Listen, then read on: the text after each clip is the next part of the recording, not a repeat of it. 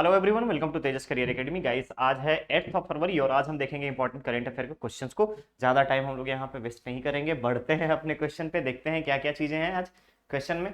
सबसे पहले यहाँ पे क्वेश्चन आपका रखा गया है, निम्नलिखित में से कौन सा देवी दरबार रामाराम मेला से संबंधित है। ध्यान से देखिएगा क्वेश्चन को, निम्नलिखित में से कौन सा देवी दरबार, पहली चीज निम्नलिखित में से कौन सा देवी दरबार रामाराम मेला से संबंधित है। तो क्या आपको पता है रामाराम मेला कहाँ आयोजन होता है? रामाराम मेला आयोजन होता है छत्तीसगढ़ के सुकमा जिले में। ध्यान रखेंगे आप, छत्तीसगढ़ के सुकमा जिले में। क्यों आयोजन होता है? ऐसा माना जाता है कि भगवान राम जब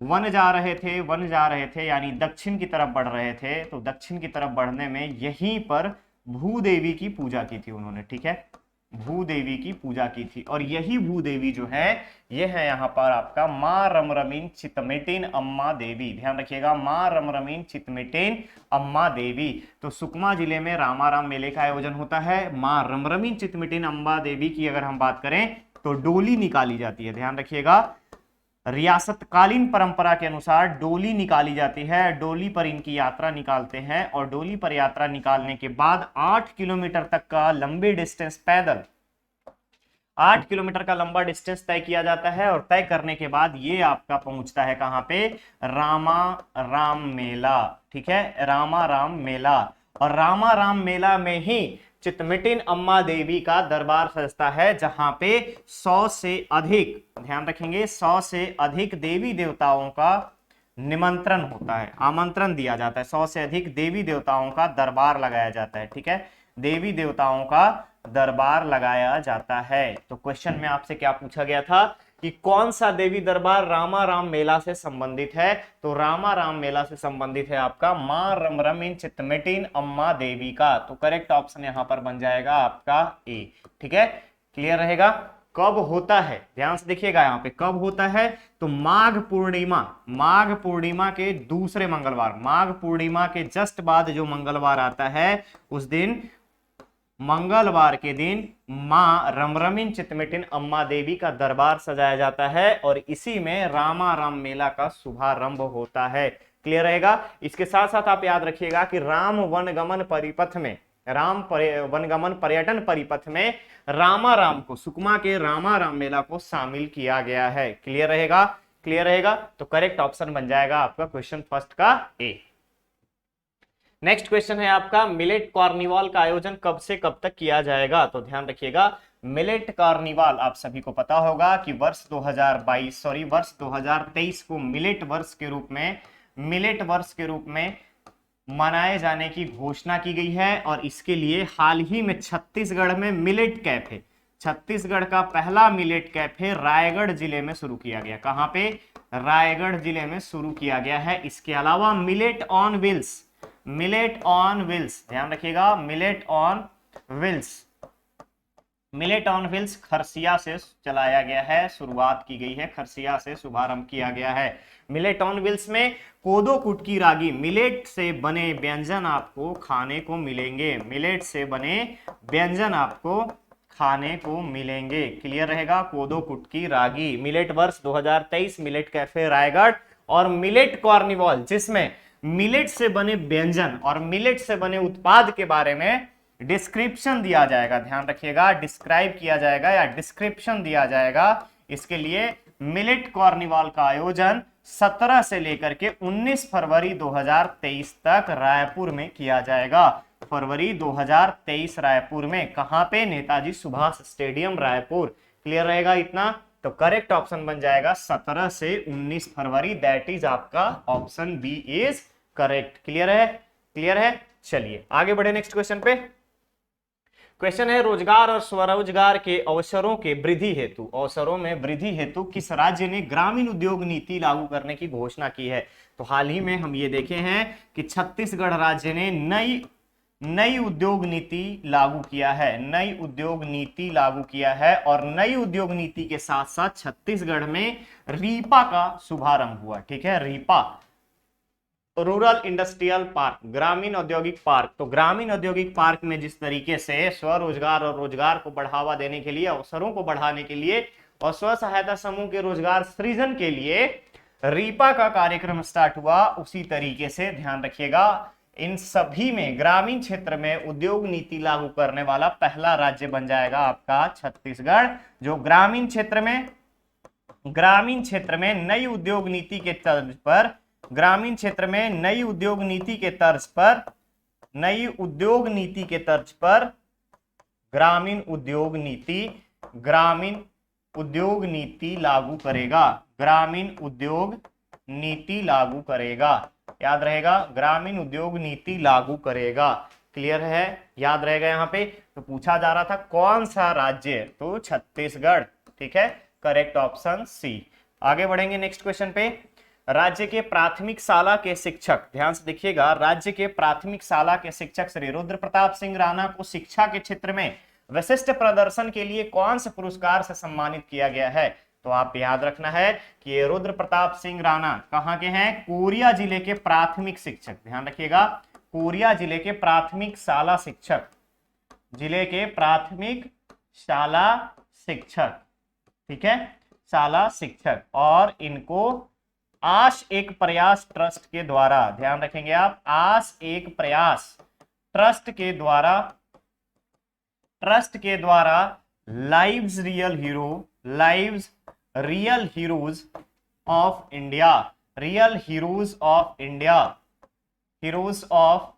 इंडिया सम्मान से सम्मानित किया गया है। ठीक है, इंडिया सम्मान से सम्मानित किया गया है। कौन से ऑर्गेनाइजेशन के द्वारा? आश एक प्रयास। और ये आयोजन कहाँ हुआ था? इसका आयोजन हुआ नई दिल्ली में। ध्यान रखेंगे आप, नई दिल्ली में। ठीक है, ये पुरस्कार किसके द्वारा दिया गया? तो पुरस्कार दिया गया सिक्किम के राज्यपाल श्री गंगा प्रसाद और पतंजलि, ध्यान रखिएगा, पतंजलि योग पीठ के बाबा रामदेव के गुरु आचार्य प्रद्युम्न के द्वारा। ध्यान रखेंगे आप, बाबा रामदेव के गुरु आचार्य प्रद्युम्न के द्वारा। ठीक है, आचार्य प्रद्युम्न के द्वारा ये अवार्ड किसको दिया गया? कोरिया जिले के प्राथमिक शाला के शिक्षक। और इसका आयोजन प्रतिवर्ष किया जाता है। और वैसे लोग जो शिक्षा के क्षेत्र में विशिष्ट या अति विशिष्ट या उत्कृष्ट प्रदर्शन करते हैं, उनको सम्मानित किया जाता है। तो करेक्ट ऑप्शन क्या बन जाएगा? करेक्ट ऑप्शन बन जाएगा यहाँ पर D, that is lives real heroes of India. ठीक है, चलिए नेक्स्ट क्वेश्चन है, हाल ही में राष्ट्रीय गुणवत्ता आश्वासन मानक प्रमाण पत्र राज्य के कितने अस्पतालों को दिया गया है? तो क्वेश्चन में क्या है? राष्ट्रीय गुणवत्ता आश्वासन, that is national quality assurance standard. ठीक है, NQAS से हाल ही में राज्य के कितने अस्पतालों को सम्मानित किया गया है? तो याद रखिएगा, केंद्रीय स्वास्थ्य मंत्रालय के द्वारा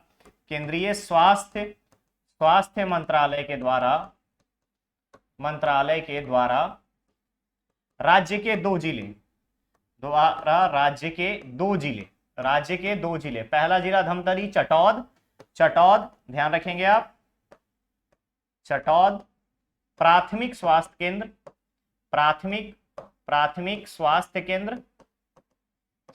केंद्र धमतरी जिला।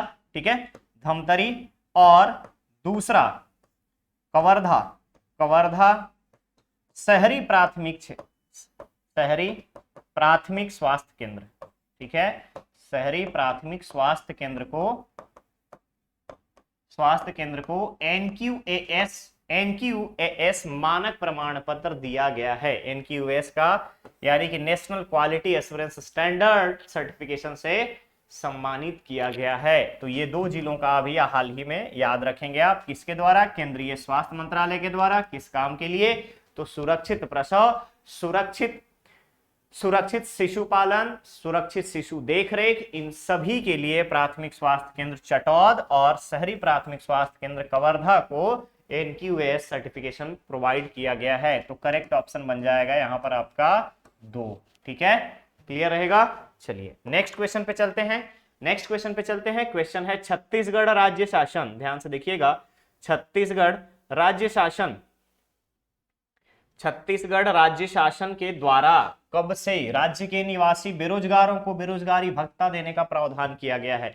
अब बात आती है कि बेरोजगारी भत्ता, तो सबसे पहले आपको यहां पर देखना होगा कि अगर आप इंडियन पॉलिटी पढ़ते हैं तो वहां पे हम पढ़ते हैं DPSP, directive principle of state policy. ठीक है, तो कंडीशन क्या होती है, अपॉर्चुनिटी के बारे में बात की जाती है। ठीक है, अपॉर्चुनिटी के बारे में बात की जाती है, इक्वल अपॉर्चुनिटी, समान अवसर के बारे में बात की जाती है। समान अवसर में अगर आप देखेंगे तो वहां पे पब्लिक सेक्टर्स की, सार्वजनिक क्षेत्र में, सार्वजनिक क्षेत्र के जितने भी कार्य होंगे उसमें इक्वल अपॉर्चुनिटी के बारे में बात करते हैं, according to the capacity of state. ठीक है, राज्य की आर्थिक क्षमता के अनुसार राज्य जो है चाहे तो कल्याणकारी योजनाओं को लागू कर सकता है, और डीपीएसपी वो सारी कल्याणकारी योजनाओं की ही लिस्ट है जिसको राज्य को समय समय पे अपने आर्थिक क्षमता के आधार पर लागू करना है।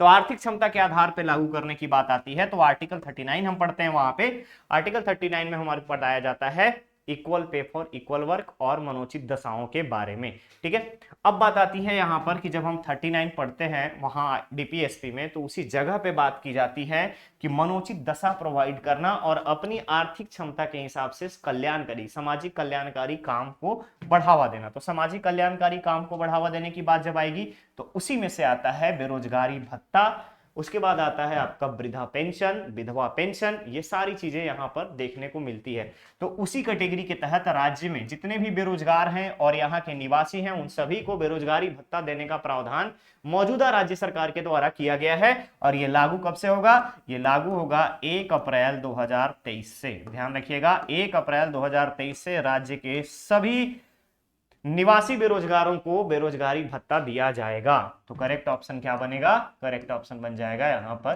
बी। ठीक है, अब कोई ये ना समझ ले कि 1 अप्रैल को हम लोग फुल डे मनाते हैं तो कहीं बेवकूफ बना रहे, ऐसा कुछ नहीं होगा। ठीक है, चलिए नेक्स्ट क्वेश्चन है, doctor APJ Abdul Kalam satellite launch vehicle mission 2023 के तहत राज्य के किस जिले के विद्यार्थियों का चयन किया गया है। तो आप सभी को बता दें कि doctor APJ Abdul Kalam satellite launch vehicle mission 2023 राज्य की अगर हम बात करते हैं तो इस मिशन के तहत भारत के पूरे देश के सभी विद्यालय और महाविद्यालय के छात्रों को, और महाविद्यालय के छात्रों को के विद्यार्थियों के साथ, ठीक है, याद रखिएगा के विद्यार्थियों के साथ पीको 150 सैटेलाइट लॉन्च किया जाएगा। और इसके लिए देश के अलग अलग राज्यों से, अलग अलग जिलों से विद्यार्थियों को चयन किया गया है, विद्यार्थियों का चयन हुआ है। और इसी क्रम में पीको 150 सैटेलाइट के लिए छत्तीसगढ़ के दंतेवाड़ा जिले का, ध्यान रखिएगा, दंतेवाड़ा जिले के 75 विद्यार्थियों का, 75 स्टूडेंट्स का सिलेक्शन हुआ है। और 75 स्टूडेंट्स में अगर हम बताएं तो पूरे भारत का एकमात्र ऐसा जिला है, ओनली वन डिस्ट्रिक्ट, जहां से 75 स्टूडेंट सिर्फ एक जिला से बिलोंग करते हैं। ठीक है, ओनली वन डिस्ट्रिक्ट दंतेवाड़ा, जहां से 50% स्टूडेंट जो है, 75 स्टूडेंट जो है आपके कहां से लिए गए हैं, दंतेवाड़ा डिस्ट्रिक्ट से। तो क्लियर रहेगा, ऑप्शन में आपका हो जाएगा दंतेवाड़ा, दैट इज सी। अब बात आती है यहाँ पे इसका आधिकारिक शुभारंभ किसने किया है, तो ध्यान रखिएगा, तेलंगाना के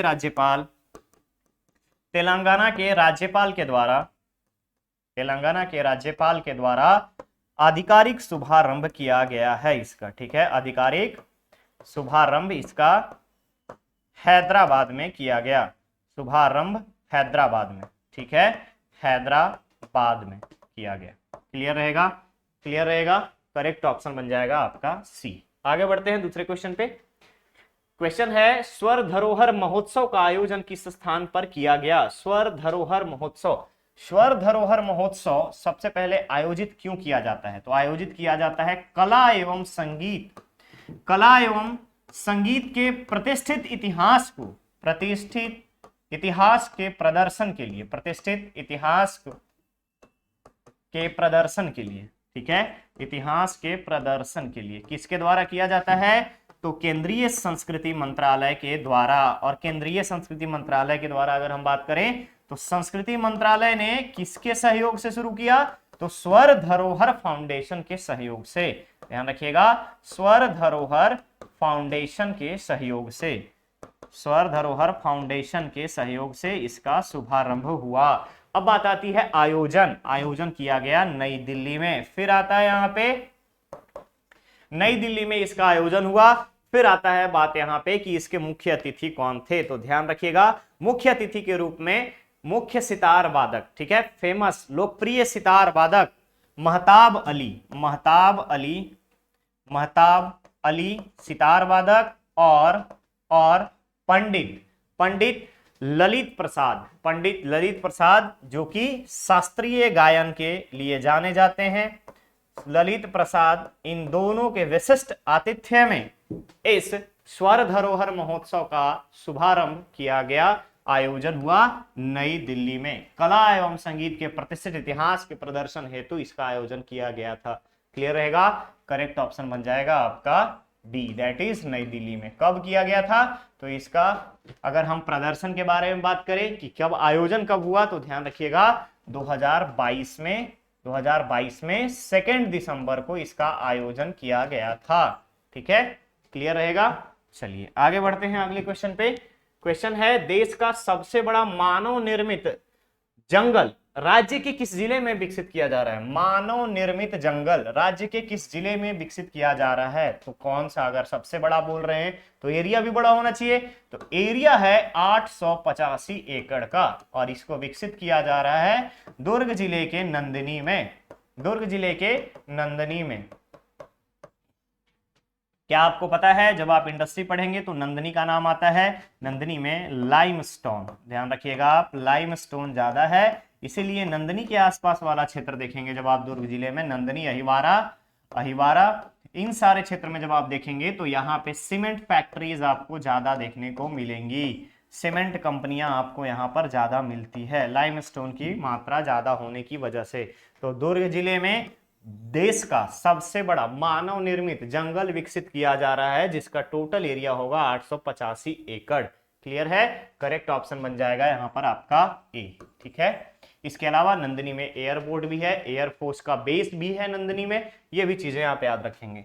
इस सेशन के लास्ट क्वेश्चन की तरफ बढ़ते हैं। क्वेश्चन है आपको राज्य अलंकरण से संबंधित एक क्वेश्चन है, जिसमें मेंशन है आपका सुमेलित करना है। ध्यान से देखिएगा, सुमेलित करना है। पहली चीज 2022 के संदर्भ में बात कर रहा है। 2022 में दिए गए सम्मान, राज्य अलंकरण सम्मान जो दिया गया है राज्योत्सव के उपलक्ष्य में, उसके बारे में आपको मिलाना है। तो राज्य अलंकरण पुरस्कार के बारे में अगर हम बात करें तो ठाकुर प्यारेलाल सम्मान, ध्यान रखिएगा, ठाकुर प्यारेलाल सम्मान वर्ष 2022 का श्री अशोक अग्रवाल जी को दिया गया था। ठीक है, श्री अशोक अग्रवाल जी को दिया गया था। ठाकुर प्यारेलाल सिंह के बारे में अगर आप लोग देखेंगे तो हमने ये देखा है कि यहाँ पर स्वतंत्रता संग्राम में छत्तीसगढ़ की तरफ से काफी ज्यादा जो फेमस बोल सकते हो उन पर्सनालिटीज में इनका नाम आता है, जिन्होंने यहाँ पे सत्याग्रह शुरू किया था मील मजदूरों के लिए। ठीक है, बीएनसी मील मजदूरों के लिए। क्लियर रहेगा? फिर आता है यति यतन लाल सम्मान। यति यतन लाल सम्मान दिया गया था मदन मोहन गौशाला, ध्यान रखिएगा, मदन मोहन गौशाला खरसिया को, याद रखेंगे, मदन मोहन गौशाला खरसिया को। फिर आता है धनवंतरी सम्मान, डॉक्टर मनोज चौकसे को दिया गया था। धनवंतरी सम्मान डॉक्टर मनोज चौकसे को दिया गया था। और गुरु घासीदास सम्मान श्री खेमचंद भारती जी को दिया गया था। तो जब आप यहाँ पे ऑप्शंस को मैच करेंगे तो ये हो जाएगा आपका A3 B4, ध्यान रखिएगा, A3 B4 C2 and D1, तो यहां पर आपका हो जाएगा ऑप्शन बी। ध्यान रखिएगा, ऑप्शन बी जो है यहां पर आपका करेक्ट रहेगा। मोस्ट इंपॉर्टेंट क्वेश्चंस में आप राज्य अलंकरण के बारे में पढ़ लेंगे, राज्य अलंकरण के बारे में पढ़ेंगे। और अभी आप कुछ भी नया पढ़ने का ट्राई मत कीजिएगा, जितना ज्यादा हो सके आप रिवाइज कर सकते हैं, रिवाइज कर लीजिए सारी चीजों को। कोशिश कीजिए कि मैथ्स ना हो। और कॉम्पिटिटिव स्टडी अगर आपका है तो ट्रिक वाइज आप अपने हिसाब से, अभी आपके पास समय 3 से 4 दिनों का है, तो आप यहाँ पे बेस्ट टू बेस्ट कर सकते हैं। क्लियर रहेगा? तो आज के सेशन में बस इतना ही। अब बारी आपके स्टूडेंट धर्मा की। कल मैंने आपसे एक क्वेश्चन पूछा था कि छत्तीसगढ़ का प्रति व्यक्ति आय कितना है? छत्तीसगढ़ का प्रति व्यक्ति आय कितना है? तो ध्यान रखिएगा 1,18,405 रुपया उसका करेक्ट आंसर होगा। और वही अगर अकॉर्डिंग टू हम बात करें आर्थिक सर्वेक्षण 2021-22 के हिसाब से मैंने बताया है, लेकिन 20-21 के हिसाब से जब आप देखेंगे तो वो प्राइस जो था 1,05,000 था। ठीक है, प्रति व्यक्ति इनकम जो था 1,05,000 था। आज के क्वेश्चन में यहाँ पे आपसे पूछा जा रहा है वर्ष 2022 में भारत की गीतांजलि श्री को किस रचना के लिए अंतरराष्ट्रीय बुकर पुरस्कार 2022 से नवाजा गया है। ध्यान से देखेंगे क्वेश्चन को। वर्ष 2022 में भारत की गीतांजलि श्री को किस रचना के लिए अंतरराष्ट्रीय बुकर पुरस्कार 2022 से नवाजा गया है। इसका आंसर आपको कमेंट बॉक्स में कमेंट करके देना है। ओके, तो आज के सेशन में बस इतना ही। मिलते हैं बहुत ही जल्द नेक्स्ट और नए सेशन के साथ। बने रहिए चैनल पे, चैनल को सब्सक्राइब करें, वीडियो को लाइक शेयर जरूर करें। Thank you so much.